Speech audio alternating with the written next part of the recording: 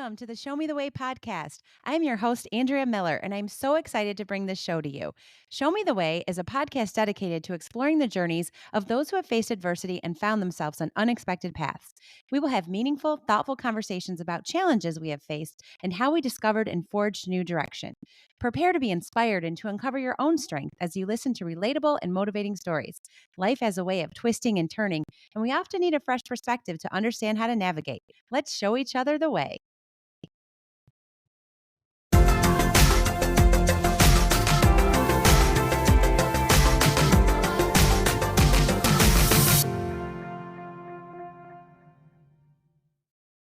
Welcome back to the Show Me the Way podcast. I'm going to be honest, this is not your typical episode, so I'm a little less excited. I don't have a guest on with me today. I dropped an episode a few weeks ago that was just me speaking as well, kind of reflecting on the past season.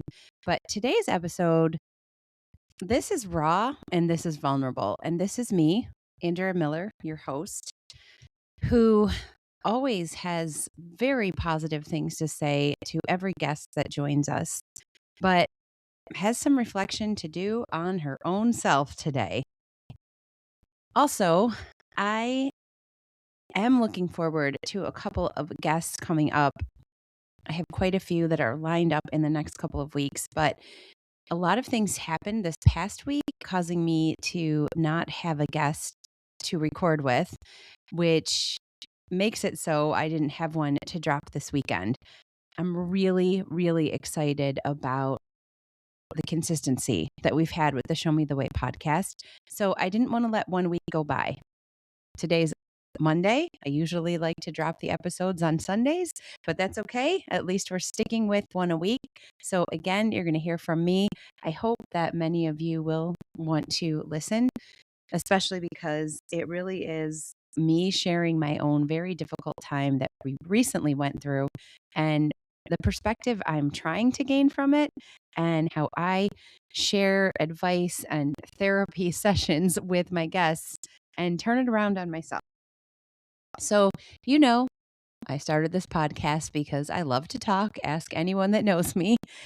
I really love listening to podcasts and I really like to spread joy and positivity and show people that even during challenging times, there is a light at the end of the tunnel. There are people that have been through things similar, so we can learn from one another.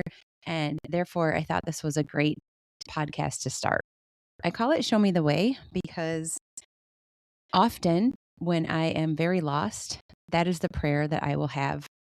I will reach out to God and I will say, show me the way. Sometimes I think of that as a cop-out because we do have to do a little bit of work on our end. We can't just expect it all to be laid out before us, easy to follow, easy to see. We have to get through the struggles. We have to get through life. We have to try to make the correct decisions. We have to try to keep our faith. And it does seem like a test many times, although I don't believe God is constantly testing us. I just think we have to figure some things out on our own. But I do know, and I've especially learned in the last few years, that I need to rely on God and I need faith. And sometimes I do need help being shown the way. I thought it was a great title because, as many of you know, if you've been listening, if you've been following me, I started the podcast not this last September, but the September before. So we're on season 2 to share my son Nathan's story. Nathan is 16. He's my younger son of 2 boys. He is in 11th grade. When he was 5 years old, he was diagnosed with Duchenne muscular dystrophy. I've shared the story often. It is genetic. It is a muscle wasting disease. It's progressive.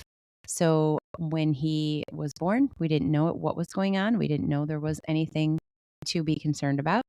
He was a little slower than his brother to walk and to do things, but we thought every child's different. We can't compare. But when the kindergarten teacher and the gym teacher said some of the milestones that we believe a 5-year-old should reach are milestones that he's not reaching. So we moved forward. We saw a neurologist and we found out that he indeed had Duchenne. He had a genetic test to determine exactly what type of Duchenne he had. And then I had a genetic test because oftentimes the mom is the carrier, and that is how the son, mainly the son, understands that he has it as well. We had a guest on last week, Kelly Fitzpatrick, who shared a lot of the science behind that.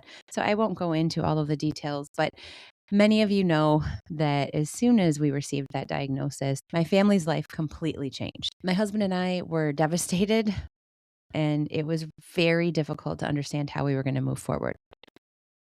It took a long time. I won't say that every single day was easy, but we eventually realized we're partners. We're going to do this together. We have 2 amazing sons. We're going to have the best life we possibly can have, and we're going to support Nathan however we can. And it has really been a blessed and joyful 11 years. And not only did it bring my husband and me closer, it also showed my son, Nick, how to look out for others, how to be aware that people are not all the same, and how to understand adversity throughout his whole life. It took me a long time to ever have something like this happen. Nathan's diagnosis and the way that he is with life shows every single person he meets, every single person that he's around, that there is joy to be had, even if you deal with challenges. And let me tell you, the boy has dealt with challenges. So today's episode really focuses on something that my family and I just went through. When I talk to guests and I invite them to be on the show, I say everybody has a story. We've had some guests that I should have put disclaimers out on that you're probably going to cry because you're going to hear emotional and mental and physical stress. All of this that these people had to go through and how hard it was and how much pain there must have been.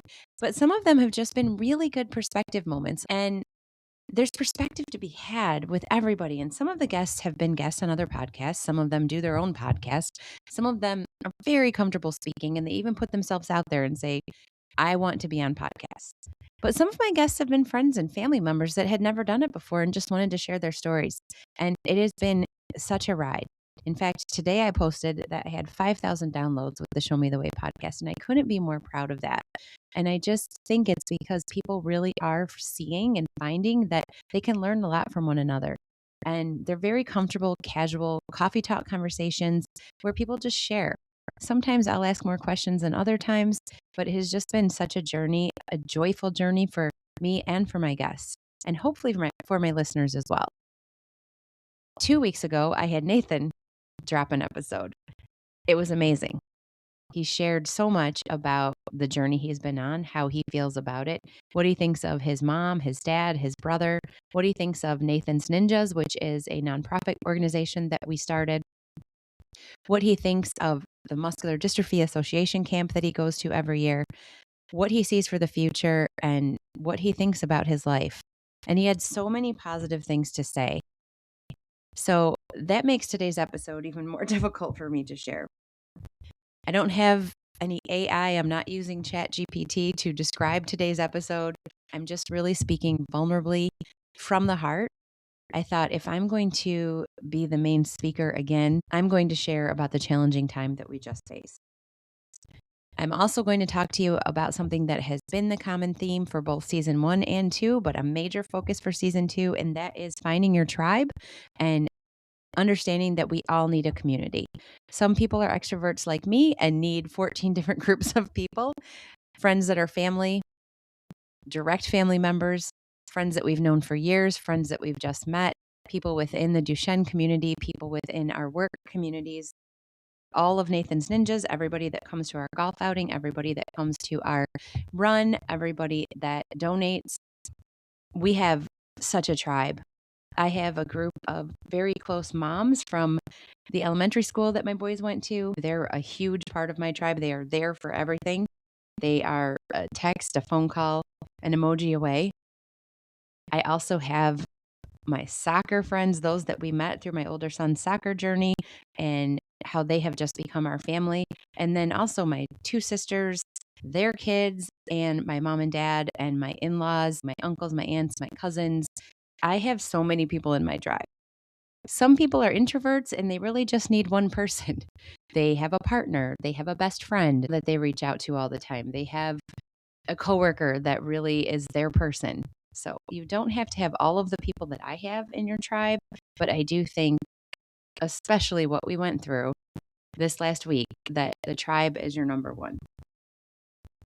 So with that, I'm going to go into what happened because I keep alluding to it. So many of you know Nathan. He is very active. He is, like I said, in 11th grade. He really enjoys being around his friends. He loves to go to soccer games, hockey games, basketball games, baseball games, whatever games are happening. And if he's free, he is going to go there. He doesn't need a group to meet up with him. He doesn't need me to pick up 10 friends to make sure he's comfortable. He just wants to be dropped off and goes in and makes his way. It's become a pretty regular thing.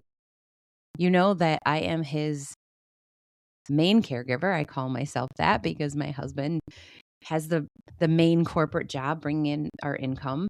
So I have really dedicated my first priority to taking care of him however I can.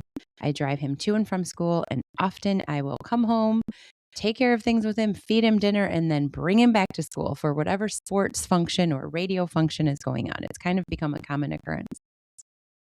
Last week, we went back to school after 2-week-long Christmas vacation. Monday was the first day back to school. Everything went fine. We were trying to get back into our routine, and many of you can relate that January comes and routine means eating better, working out, following through with our resolutions. I had just finished making a post saying, I'm not making any resolutions this year. I'm just going to follow the joy. I'm going to keep doing all the things I'm doing. And I just really had a lot of positivity on my mind. Tuesday came, and usually you've heard me talk about the trial that Nathan was in. When the trial ended, the medication that he has been on since he was 7 years old, that is supposed to not cure Duchenne, but hopefully help with some of the issues or slow some of the issues down, especially with his heart and his lungs. He's been on the medication, and now over the last few years, we've had a home nurse come to our house to give the now approved medication. We have the greatest nurse ever. We've been so blessed with our care throughout the years, but this nurse in particular just really took Nathan on. Nathan has been poked and prodded and given an infusion for so long, hundreds and hundreds and hundreds of times. Oftentimes, as he's gotten into it, it's been difficult to find a vein. It's been difficult to get a vein to work the way it needs to work. There's a lot of scar tissue. He has what everybody says, difficult veins. It's very hard to get the infusion to work for him. This nurse is amazing. I think he's only been unable to get the infusion to work just like maybe 3 or 4 times over the years that he's been Nathan's nurse. And he does this every single week. Well, for some reason last week, getting back into routine, Monday was tough. He needed to schedule us for Tuesdays. Like I said, usually it's Monday. This had to be a Tuesday. So Nathan went to school. I went and picked him up, brought him home. He needed a shower. So my husband was very busy with work. And as I said, I'm his caregiver. So I took all this time to help him with the shower. It's quite a process, but we've figured it out and we do well together. And he trusts me. Everything's good. After the shower, I got him ready for his infusion. And when the nurse came, the nurse had some difficulty making it work. It was one of those bad days. The nurse felt very bad about it. And he just had to quit for the day. He's like, this isn't going to work. I don't want to keep poking him. So we all decided together that we were just going to skip this week.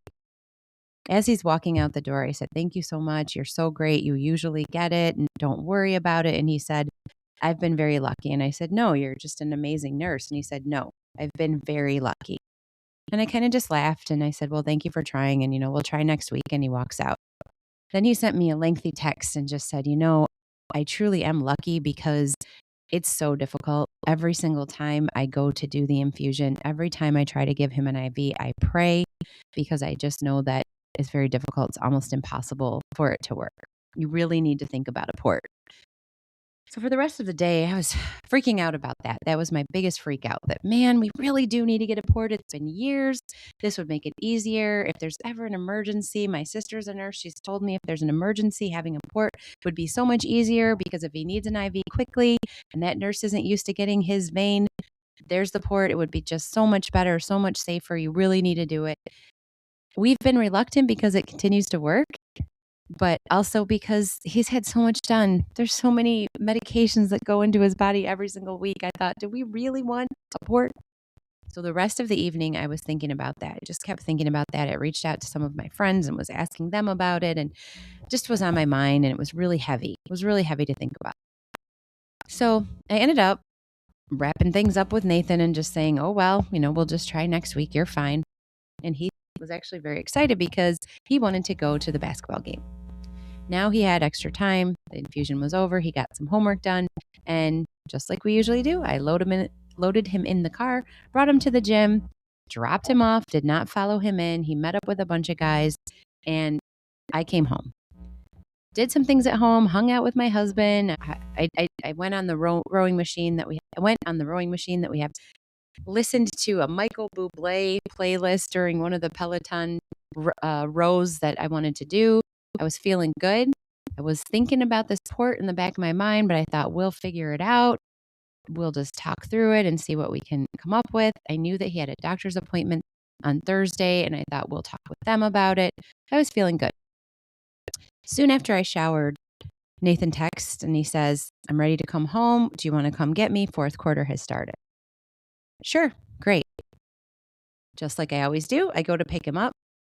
And I waited a few minutes, but he came rolling out, big smile on his face, saying goodbye to friends. One of the coaches even saw him on his way out and said, Nathan, thank you so much for supporting our team. We'll see you. And he was just happy as can be.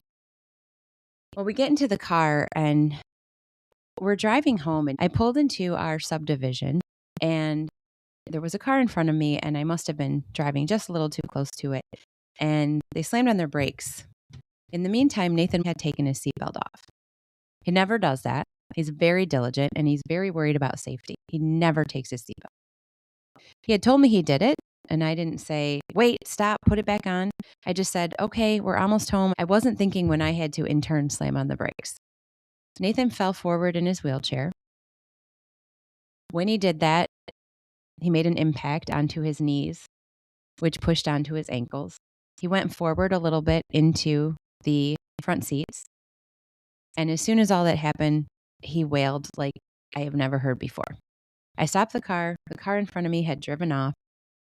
I was in my subdivision. There was nobody else around. I turned around in my car and had to push his whole body straight back up. And then he was able to sit, but I looked down at his ankles and they were in a really weird position. He was screaming in pain. He was telling me how bad they hurt, and he told me that he thought he broke both of them. I continued to get very upset, as you can imagine, and did get into hysterics just a little bit. I'm not proud to say that that's what I did. I got him home. I called my husband to come outside, and we determined we needed to take him to the emergency room. I have never been so scared in my life. I have never felt so guilty or so ashamed in what I had let happen. And aside from diagnosis day or hearing that he had Duchenne muscular dystrophy and trying to understand what our new normal would look like, this was probably the worst moment of my life. We eventually got to the emergency room. We went to U of M, which is where he usually gets care. They are wonderful there. We ended up spending the entire night there. There were all kinds of things that we had to put Nathan through, including x-rays and transfers that were not comfortable, a lot of pain. He eventually had to get another IV. So that showed me that the port suggestion is something we have to follow through with now. It would have made life a lot easier that night. He ended up getting casts on both of his legs, and they weren't just around the ankle. As you know, it goes all the way up to the knee. These are legs that he already can't put weight on, and he can't straighten out, so they were not comfortable when the casts were being put on. Plus, it happened overnight, 3, 4 in the morning. My husband, myself, Nathan, this is where we spent the entire Tuesday into Wednesday. The next day, we finally were discharged after even more x-rays, a lot more pain, a lot less sleep than we would have preferred, and we brought Nathan home. Over the last couple of days, I have dealt with so much emotion. I have seen Nathan go up and down. I've seen him be happy to see a lot of friends and family, but I've also seen him very depressed and very upset. He has not been back at school. He was unable to do a lot of the things that he wanted to do this weekend. And That is what last week looked like. And I was really concerned. I doubted myself. I thought, how can I ever be a trusted caregiver for him again? How can I ever call myself a good mom again? Ryan was extremely strong when I was not. Fortunately, I was strong when he was not for a few minutes, but he really did, thank God, take hold of things when I got to him that night. He did a great job of holding it together, making decisions for us, and getting us there when I was really upset and I was very down in the dumps with myself. Nathan, having so much pain, never feeling like that before, he did amazing. He was awesome. He dealt with a lot of pain. He screamed in pain. He was struggling for all of the transfers and all of the things that we had to do, but he took it all like a champ, like he always does.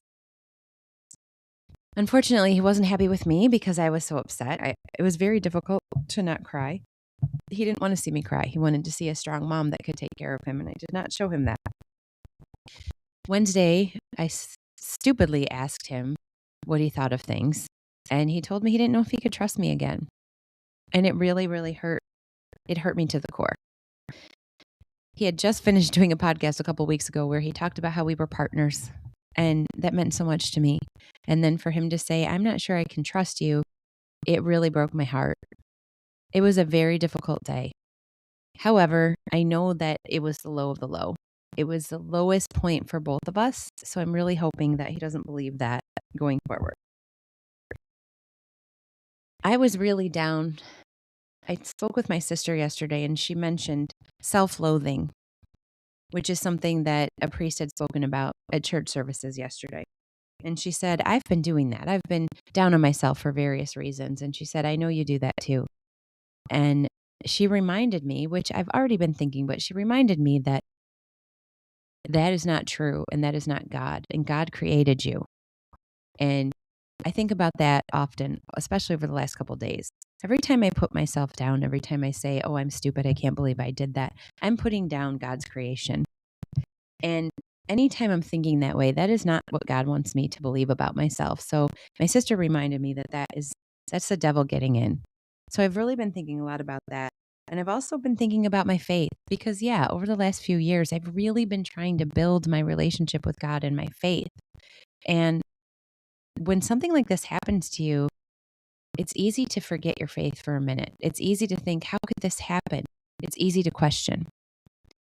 But God is there, and God is the only reason that we got through that night and that we got through the very difficult next day, and that each day, although still difficult, has gotten better and better. It really makes me think a lot about a Christian song that my friend Alicia, who was another guest on the show, she introduced me to Hills and Valleys, a Christian song by Tauren Wells. If you haven't heard it, go listen to it. And what's crazy is when Nathan was getting his legs casted, he was in a lot of pain. So they did give him some morphine and they told him it was going to make him a little loopy. And it did. It didn't completely mask the pain, but he did get a little loopy. It was the brightest part of the night, if you can say there is a bright part. One of the nurses said, do you like to be distracted with music? Could we play some music? And he said, yes, sure. And I put Hills and Valleys on and Nathan sang the words. And it was just a reminder to me that God is there in the good and the bad. He's always there. And I kept praying and I saw God through Nathan when he was getting these legs casted and he was singing the song. A few seconds later, he would scream in pain and then he would go back to singing the song. And when you hit a moment like that, when you're at the very bottom, when you have the biggest trauma you've ever dealt with, you really need to remember that faith is there, that God is there. He's there in the hills and he's there in the valleys. So moving forward, I really, really want to make sure that I don't forget that. All of the messages that I give to my guests on this podcast, I want to make sure I give them to myself. It was a great reminder to have a few more things in place for emergency situations, to maybe look out for more care for Nathan, more help. It made me think a lot about coping mechanisms and how better to react to situations where you're very stressed. It made me think about the caregiver I want to be and how I can improve in those ways. And it also made me think about the mom I want to be. We never, ever, ever want to put our children's safety at risk. If you are anything like me, a typical mom, your kids are number one. And my boys have always been my number one. And I cannot doubt that ever again because it's one of the worst feelings in the world. So I think I share all of this story with you. One, to be vulnerable, and two, just to say that we are going to continue to face adversity and we are going to continue to face challenges. And we have to understand that it's okay to take a left instead of a right. It's okay when you hit rock bottom to then understand what you have to do going forward. It's okay to have really, really bad moments and it's okay to cry, but you have to pick yourself up and you have to determine how you're going to cope and how you're going to move forward and how you're going to take that perspective and teach your children and teach those around you and teach yourself to grow and learn and move forward.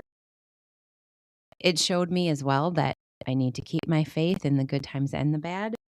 It showed me that I need to be open to help and I need to slow down and take one day at a time, like I tell everybody else. One of my really, really good friends came over last night and she said so many beautiful things to me. But one of the messages she shared was that I really have grown in my faith over the last few years and it has been apparent to her. And so that meant so much to me. And with all of the visits, Nathan has received so many baskets of candy and snacks and gift cards and homemade cards and texts and messages.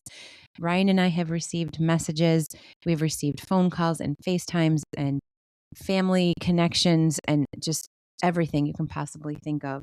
And it really has just shown me that the community around us that has been outpouring love is amazing.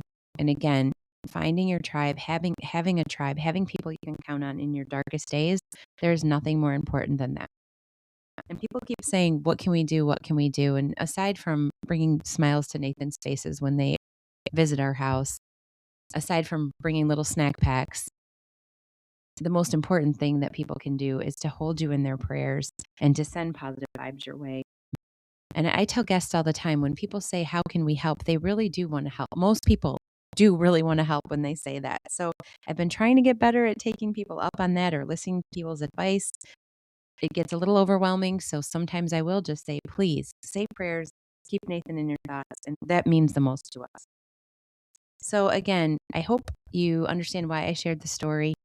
Understand that we will continue to face adversity and we continue to face challenge, and how we react to it, how we move forward from it is really going to shape the rest of our days and how we react to future concerns and to future challenges. So to wrap up, I definitely want to quote from Tauren Wells' Hills and Valleys song. If you haven't heard it, please go look it up and listen to it and listen to the words very closely. Father, you give and take away every joy and every pain. Through it all, you will remain over it all. When I'm walking through the valley, I know I am not alone. You're the God of hills and valleys. Thank you for joining me for the Show Me the Way podcast. I truly appreciate you tuning in to today's episode about overcoming adversity and finding your path. I hope it brought you new insights, empowered you with perspective, and inspired you to find joy in your journey. If this episode touched your heart, don't forget to leave a quick review as it will help us reach and motivate more people. Until next time, keep seeking the light and showing the way.